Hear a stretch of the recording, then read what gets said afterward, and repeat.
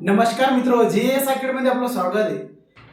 महाराष्ट्र शासनाने तरुणांसाठी एक ऐतिहासिक घोषणा केली आहे। तब्बल 70,000 पदांची मेगा भरती सुरू होत आहे। जर तुम्ही सरकारी नोकरीची वाट पाहत असाल तरी तुमच्यासाठी एक सुवर्ण संधी ठरू शकते। आज आपण व्हिडिओमध्ये पाहणार आहे कोणती पदे भरणार आहेत, पात्रता काय आहे, तयारी कशी करायची, तर चला जाणून घेऊया। या 70,000 पदांमध्ये प्रामुख्याने कोणत्या विभागांचा सहभाग आहे चला बघू। तर सगळ्यात पहिलं म्हणजे गृह विभाग। गृह विभागामध्ये सर्वात जास्त जागा असण्याची शक्यता आहे। गृह विभागामध्ये या 70,000 जागांपैकी सगळ्यात जास्त जागा असण्याची शक्यता आहे। तर गृह विभागामध्ये काय येते, तर गृह विभागामध्ये पोलीस शिपाई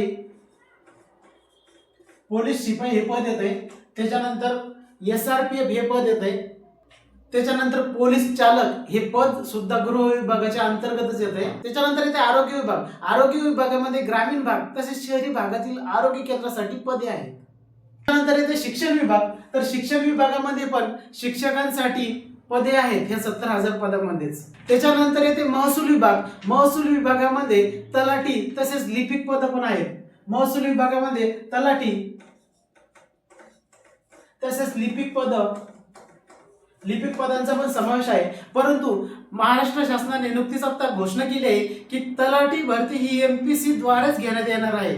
मग त्यामुळे जे 70,000 पद आहेत तर ते 70,000 पदापैकी 20,000 पद हे MPSC थ्रू घेतले जाणार आहेत। म्हणजे तलाठीचे पद ते 20,000 पदांमध्ये त्याचा समावेश असणार आहे। त्याच्यानंतर आहे कृषी आणि जिल्हा परिषद। कृषी आणि जिल्हा परिषदेमध्ये ग्रामसेवक आणि कृषी सहाय्यक या पदांचा समावेश आहे। ही भरती प्रक्रिया टप्प्याटप्प्याने जरी होत असली तरी आता सध्या स्थितीत खूप मोठ्या प्रमाणात वेग घेत आहे। आता ह्या सर्व पदांची पात्रता काय आहे, या सर्व पदांची पात्रता बघू। सर्व पदांची पात्रता ही 10वी 12वी ते पदवीधरापर्यंत आहे। म्हणजे 10वी 12वीवर काही पद आहेत जसे की गृह विभागातील पोलीस शिपाई, पोलीस चालक, SRPF हे जे पद आहेत हे 12वी वरती आहेत। त्याच्यानंतर लिपिक पद आहेत ते पण 12वी वरती आहेत। परंतु तलाठीचे पद हे पदवीधरसाठी आहेत, त्याच्यासाठी ग्रॅज्युएशनची अट आहे। त्याच्यानंतर आपण बघू वयोमर्यादा पदांसाठी वयोमर्यादा 18 ते 33 आहे।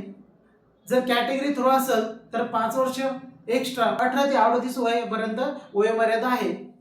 आता आपण बघूया निवड प्रक्रिया। आता निवड प्रक्रिया कशी होते, तर निवड प्रक्रियेमध्ये एक्झाम थ्रू लेखी परीक्षा होते। लेखी परीक्षेमध्ये 4 विषय असतात, एक मराठी ग्रामर, त्याच्यानंतर गणित बुद्धिमत्ता, त्याच्यानंतर सामान्य ज्ञान मध्ये जीके असते आणि त्याच्यानंतर असते इंग्लिश ग्रामर। हे 4 विषय असतात। मित्र, ही 70,000 पदांची भरती परत येईल की नाही हे सांगणं कठीण आहे। त्यामुळं आता नाही तर कधीच नाही हा विचार मनामध्ये ठेवूनच मैदानामध्ये उतरा। तुम्हाला काही शंका असतील तर कमेंटमध्ये नक्की सांगा आणि चॅनलला सबस्क्राईब करायला विसरू नका। जर तुम्हाला काही प्रश्न असतील, काही डाऊट असतील तर कमेंटमध्ये नक्की सांगा। तुम्हाला तुमच्या परीक्षेसाठी सर्वांना खूप खूप शुभेच्छा। थांबूया।